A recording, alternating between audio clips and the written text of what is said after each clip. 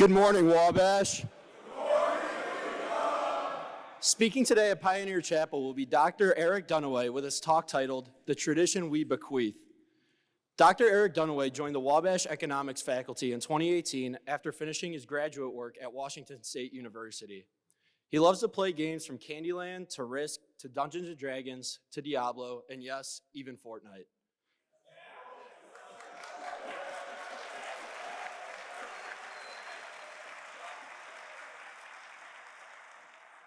His favorite, though, is poker, and he has spent the last few years coming up with ways to incorporate poker decision into a liberal arts education. He lives in Lafayette with his wife, Haley, daughters Lucy, Sophia, and Erica, and his two cats, Nova, and the main man himself, Hank.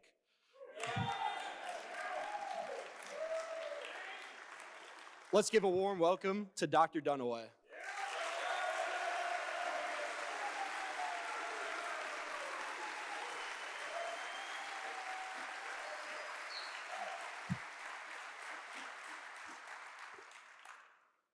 Good morning, Wabash. Good morning, We are so back.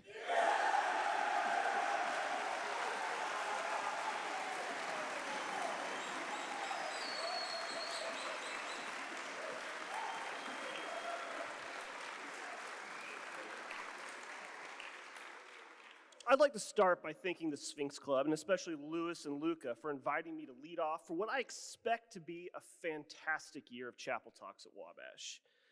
I feel like it should be customary for the first speaker of the year to offer some advice to both our new and returning students. So I prepared a bit for each class that I hope you'll internalize. So let's start for the freshmen. My advice is twofold. First, always go to see your professors outside the classroom. Visit their office hours and build your relationships. Second, I never want to hear the words, "sorry for bothering you," when you enter our offices. You're never bothering us. I'm gonna let you in on a little secret. We like it when you come to see us. Also, speaking informally for the faculty, we do all want to know who among you is the top lobster.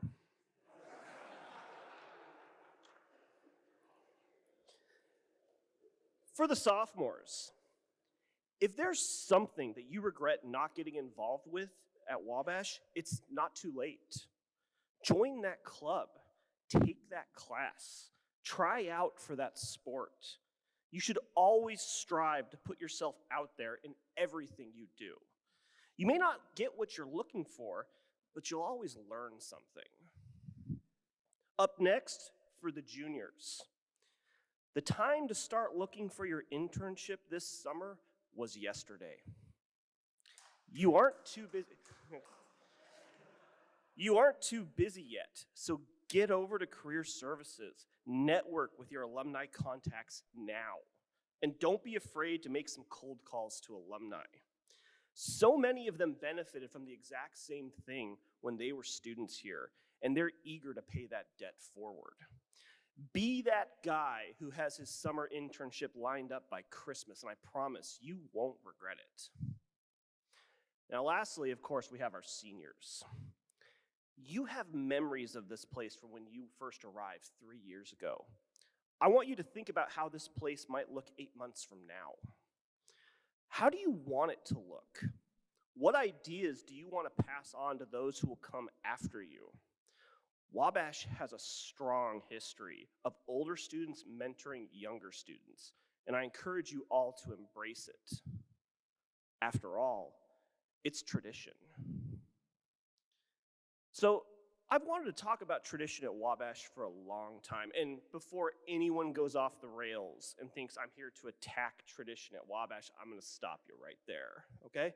I love tradition at Wabash, and those that have learned from me know that I don't work that way. So, but have we ever thought about what exactly is tradition? Can we define it? I mean, sure, I could with the dictionary, but where's the fun in that? I mean, I'd rather we come up with a definition or description ourselves. Can we analyze tradition? I mean, I think we can if we think critically. Here's my attempt. I think tradition is the collective memory of a group of people that share a bond. What do you guys think? Yeah? Now, I chose that word memory on purpose, and that word is important. As my colleagues in the psychology department will tell you back there, memory is unreliable. Every time we pull a memory from our mind, we recode it. And in doing so, that memory can change. So seniors, when I asked you to reflect on what Wabash was like 3 years ago, that memory, it gets colored by your current life experience. Our memories change. They're never quite the same. I like to think of tradition as behaving the same way. Tradition is alive.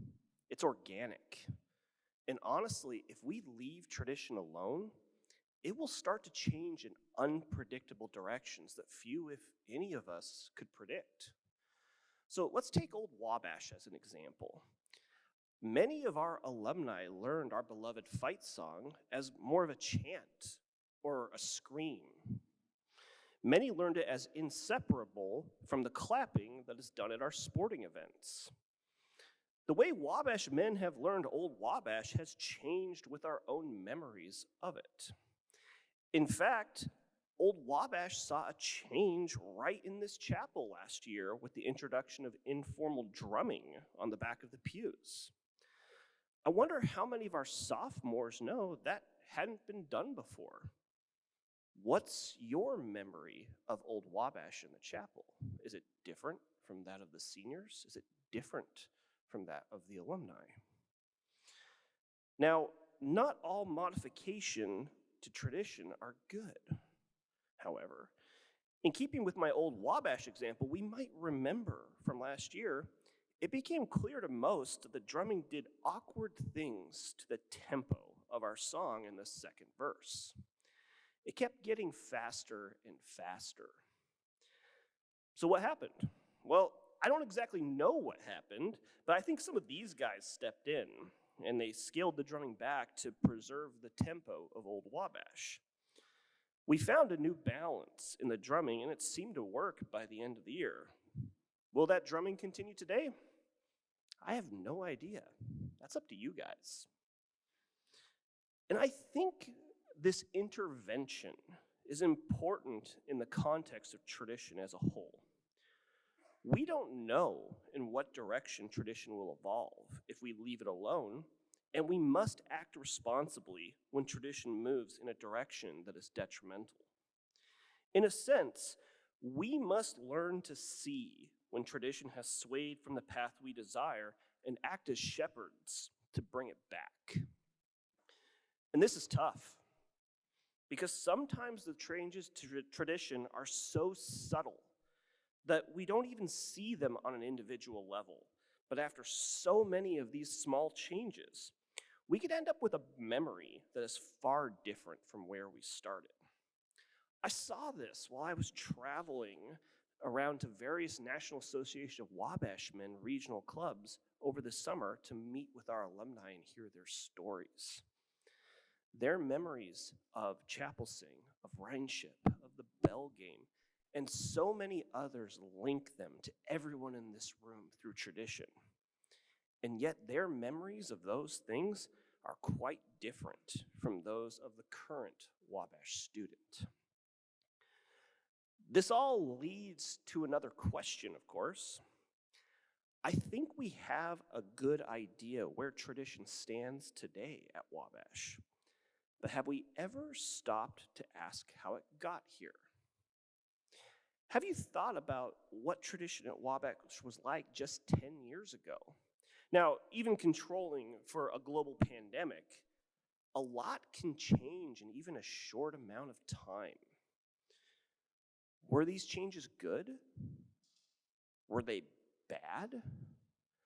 I don't know. And if I'm being perfectly honest, that's not for me to decide.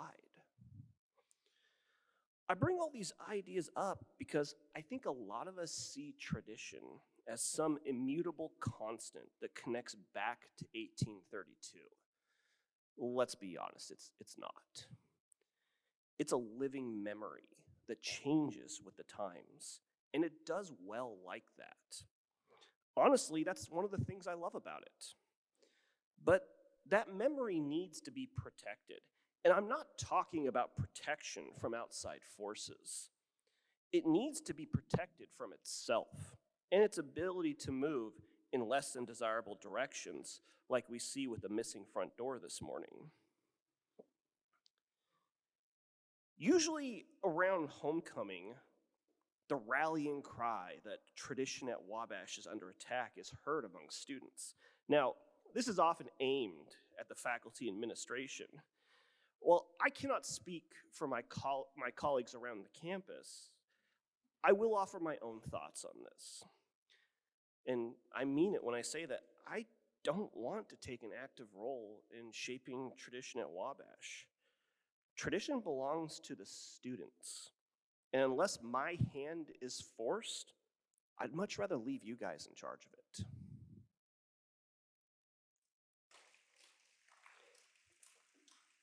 And really, that right there is the secret ingredient for protecting tradition at Wabash.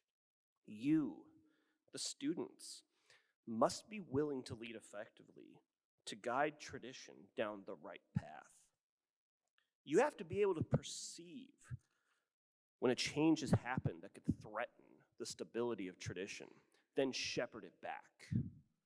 Or in some cases, you may need to find a new path for tradition altogether if its current path becomes too treacherous. To be clear, I'm not referring to any tradition in particular at Wabash. I'm a firm believer that the status quo must always be challenged. And there's no tradition at Wabash immune from some healthy scrutiny. A wise man who believed the same once said from this very spot that he thinks Wabash men want their beliefs to be challenged. The Wabash men want people to think differently than they do. I think he was and is still correct. I simply wish to invite each and every one of you to be that person that issues the challenge, to put yourself out there for the betterment of Wabash tradition. It may not lead to change, but it will create a conversation, and that will always make tradition stronger. Now, I'm sure many of you, especially those who have been here for a long time, noticed that the title of this speech as a play on the title of the legendary Professor Bill Plaker, Wabash class of 1970s, collection of sermons about Wabash called The Tradition We Inherit. The phrase comes from his speech, a college's use of its past during the 1981 sesquicentennial celebration of Wabash, which of course was 2 years before even I was born. I find myself drawn to his words, especially the final paragraph where he says the eponymous phrase, which I'm going to read now. It takes only one lawyer in a small town to help the unpopular defendant get a fair trial. It takes only one doctor, one scientist in a research team to raise awkward questions about human values. It takes only one business executive, one union leader, one social worker to bring imagination to bear and find a new way of solving a problem. Only one journalist or public official to expose the public's business to full public scrutiny. Only one poet or artist to help us see the world around us all anew. It only takes a few truly educated people to make a difference. If in the years ahead, some of those few are not graduates of Wabash College, we will have failed to be worthy of the tradition we inherit. That's Plaker, 1981. You all know WAF, but don't forget WAC. Wabash always cites.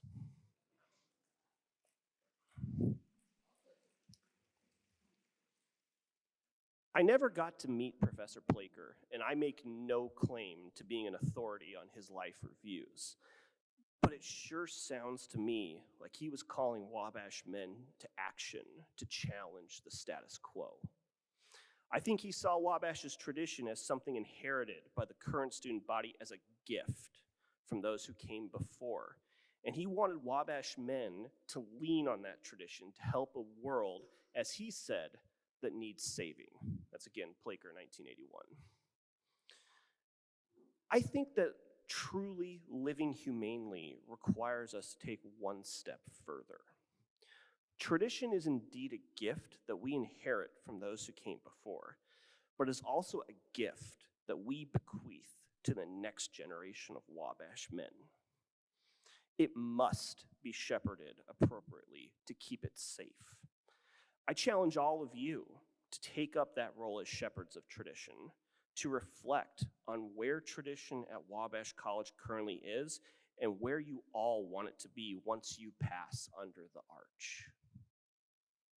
As for which traditions to be shepherded, I leave that to you. As I said before, I do not want to take an active role in shaping tradition at Wabash. That gift was bequeathed to you, not me. All that said, I do have a suggestion. One of Wabash's greatest traditions has been its strength of community. And that tradition has unfortunately suffered over the past several years through no fault of anything in particular. We've had a pandemic, we've had the rise of social media, and we've had public discourse like we've never seen before. We live in contentious times, and there exists no shortage of outside forces that seek to separate us based on artificial lines. We fight that by coming together.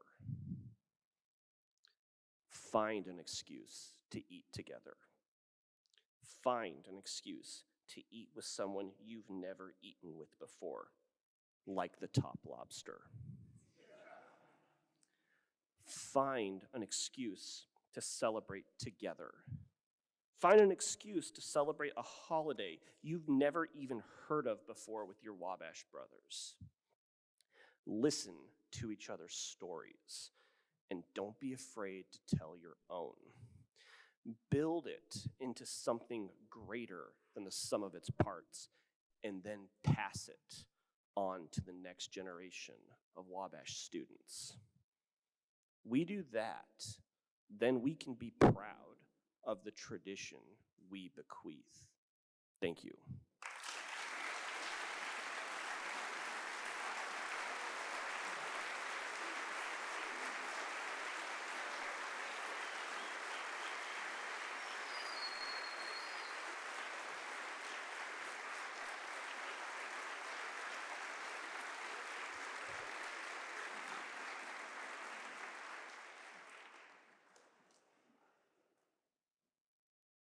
All right, what's going on, everybody? Welcome back. Glad to be back. I just want to take a quick second to explain what was going on out front today.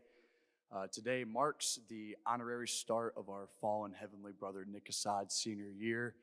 We had donuts from Terre Haute, his hometown. We had wristbands out front to commemorate him, and that was what was going on out front. When we leave chapel following Luca's statements, we have more wristbands if you didn't grab one.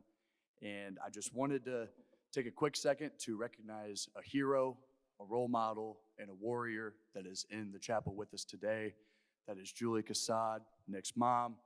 And I would please ask everybody to stand for a little applause for someone we can all look up to.